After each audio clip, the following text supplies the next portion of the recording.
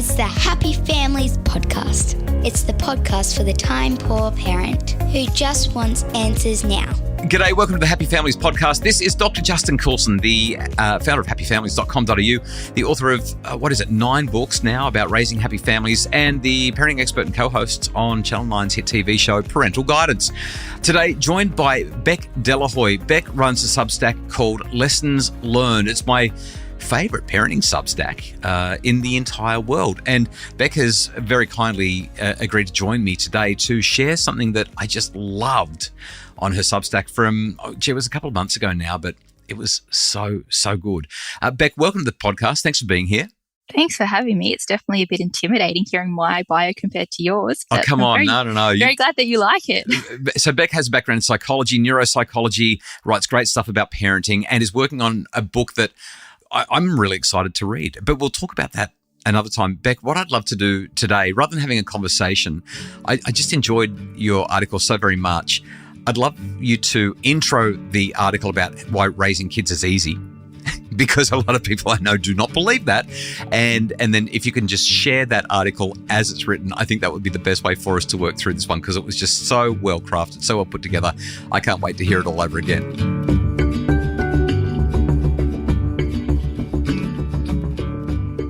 Raising kids is easy. Doesn't feel like it a lot of the times, but I'm going to get to that. So when we think about how raising kids is now compared to before the 1900s, 150 years ago, 1 in 10 infants died before their first birthday, and close to 50% of kids died before they even turned 15. Only 21% of adults were literate. Most people died, if they lived past 15, they would die before they'd hit 60 years old. There were diseases like smallpox, rubella, measles, mumps, and that were causing a lot of infection and death. And workers would typically work 60 to 70 hours a week, with maybe just a couple of days off per year, and even children were included in that workforce. Whereas today, the chance that your baby will die before they turn 1 is 20 times less than it used to be. And in highly developed nations like Australia, 99.7% of children will reach the age of 15.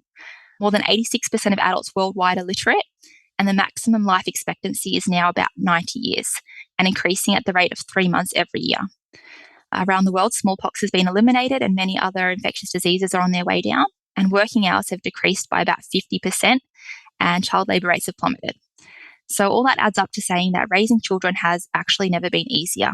Our children are living longer, they're living healthier, they're more educated, they have better work-life balance. And so objectively, they're going to have a better life than at any other time in history. They're not going to die from a simple bacterial infection. They have access to medical technologies that were unimaginable a century ago. And they're more likely to not just graduate primary school, but also receive a degree in higher education. They can eat bananas and oranges and chocolate whenever they want. They can travel the world without risking scurvy. And they can access all the information that the world has to offer in just a few taps of a screen.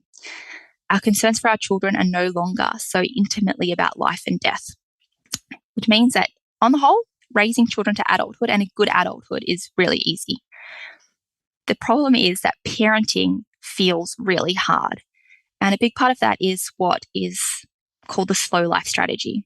So before we had this sort of fast life strategy where we had lots of kids and hope that some of them will get to adulthood, whereas now we're having fewer children and we're putting a huge amount of investment in each one. And this is something that Jean Twenge, who's the author of Generations, has studied extensively. And she said something to this effect. She said that kids now are less independent. Teenagers are taking longer to get their driver's license. They don't go out with friends as often. They don't drink alcohol. They don't have sex as much. They don't have a paid job. They're taking longer to grow up.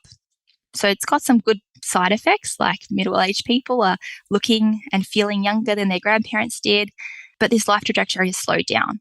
And a negative side effect of that is that we're parenting with much more intensity than we ever have before. Instead of trying to divide our time and our money across 6, 7, 8, 9, 10 kids, we're trying to put all of it into just 1 or 2, maybe 3 children. And so we've seen this huge shift. So we are having smaller families now. We have fewer kids. We're investing more in each child. And each child is now the beneficiary of a larger investment of our time.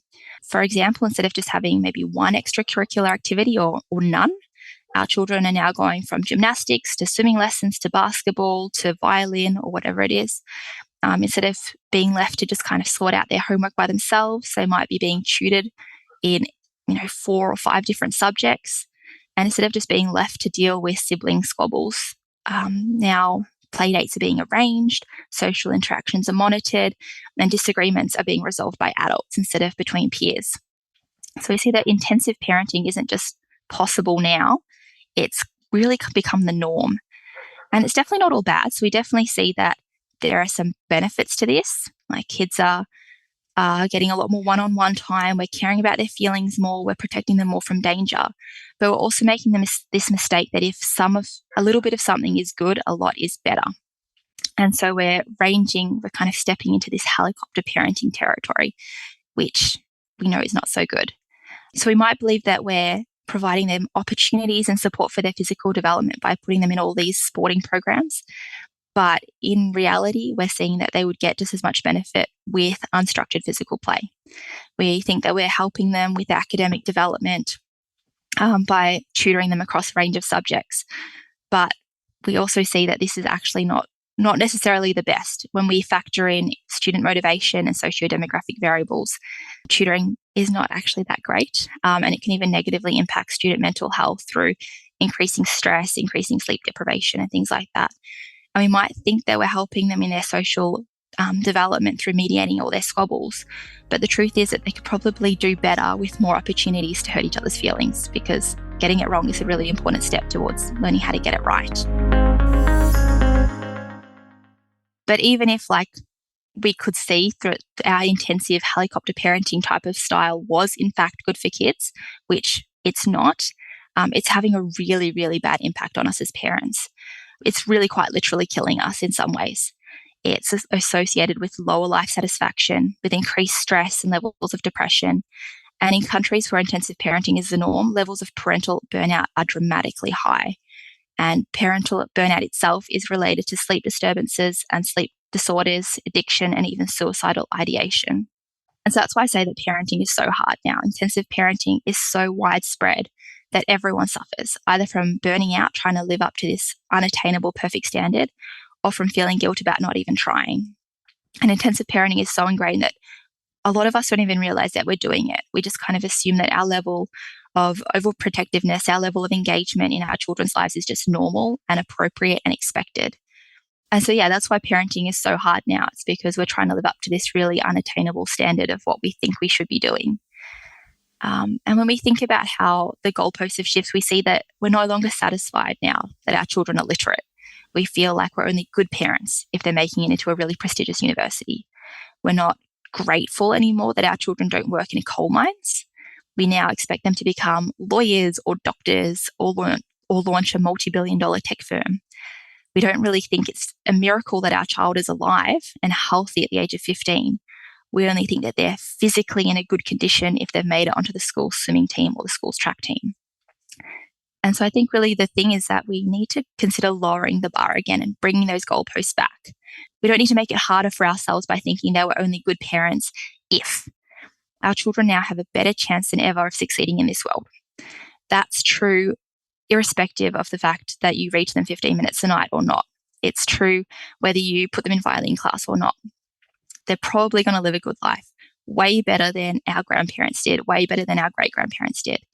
So the next time we feel guilty about the fact that our children will probably be in therapy one day talking about how terrible their child was because we did something wrong that was never even a thing before, like maybe we did not buy them the latest iPad or the latest whatever, we can just kind of remind ourselves that for most of human history, therapy didn't even exist. So parenting is hard because we make it hard. I think that's the take-home message, Beck. Yep. We just putting these too much expectations on ourselves. Our kids are doing all right. Okay. They're doing all right. So my plan this afternoon is to take a breath and go for a walk with the kids with no expectations and no pressure. And I just think that that's probably going to be the best thing I can do with them. Or if it's wet and raining, I might play a card game at the table. I don't like games, but the kids do. That's it. Keep it simple. And unless they really do need appropriate therapeutic help, Don't try to be their therapist. Just be their parent. Yeah. And just be grateful. Like in the 1600s, the leading cause of death was teeth. And I don't think my child's going to die of teeth. I had no idea that teeth could kill. Yep. That sounds kind of terrifying. I'm imagining a really bad B-grade horror film. But hey, Beck, if people want to find out more about you and your Substack, where do they go? So you can just look for me on Substack. If you just type in Lessons Learned or Beck Delahoy, it should pop right up. And we will link to that in the show notes. Beck Delahoy, as always, a pleasure having you on the Happy Families podcast. Thanks so much. Thank you for having me. The Happy Families podcast is produced by Justin Rowan from Bridge Media. Craig Bruce is our executive producer. For more information about making your family happier, please check out Beck's Substack, Lessons Learned, and visit happyfamilies.com.au.